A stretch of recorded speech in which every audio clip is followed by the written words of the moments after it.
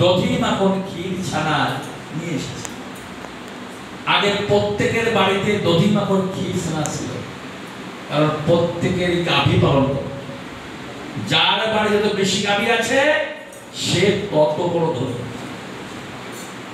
আর সবাইকে গাভী উপহার দিত, গাভী উপহার দিত। তা এখন আর কেউ গাভী উপহার নেয় না। এখানে আপনারা আছেন, আমি যদি বলি সবাইকে একটা গাভী দেবো, কিন্তু গাভী বিক্রি করতে পারবেন না, তাহলে আপনারা কেউ নেবেন না।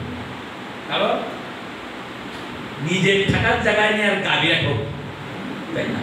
কিন্তু আগে নিজের থাকার জায়গা থাকুক আর গাভী রাখার জায়গা ছিল, কারণ গাভীর থেকে যা হতো তা বিক্রি করে সংসার চলে। এখন আর কেউ গাভী পারে না। আর যদি বলা হয় ঈশ্বরের ভক্তরা তো নেবেই না, কারণ তারা গাভী বিক্রি করতে পারবে না।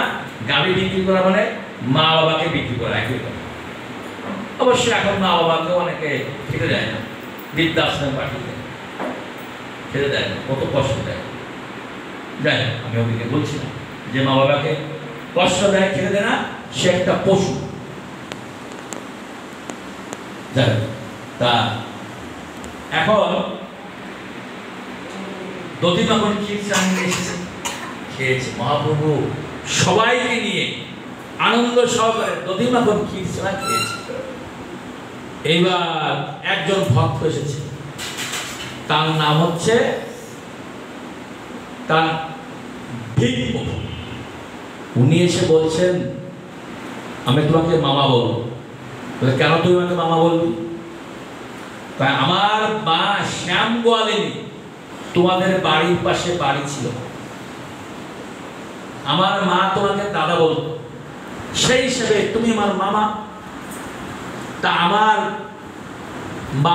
আমাদের বাড়ি হচ্ছে পাশে, তা আমার মা তোমাকে নিমন্ত্রণ করছে মামা, তুমি আমাদের বাড়িতে যাবে, আমার মা তোমাকে দধি মাখন ক্ষীর ছানা খাওয়াবে, আর তোমার সবাইকে আসে, তোমার পাশে যারা আসে সবাইকে নিয়ে যাবে, আর তুমি ক্ষীর মাখন দধি ছানা খেয়ে বিশ্রাম নেবে, আর আমি সুন্দর করে তোমার পা দুটো টিপে দেব।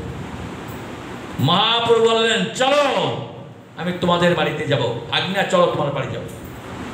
তো ভাগ্নাকে নিয়ে মহাপ্রভু সবাইকে নিয়ে দুবাহু তুলে হরে কৃষ্ণা হরে কৃষ্ণা কৃষ্ণা কৃষ্ণা হরে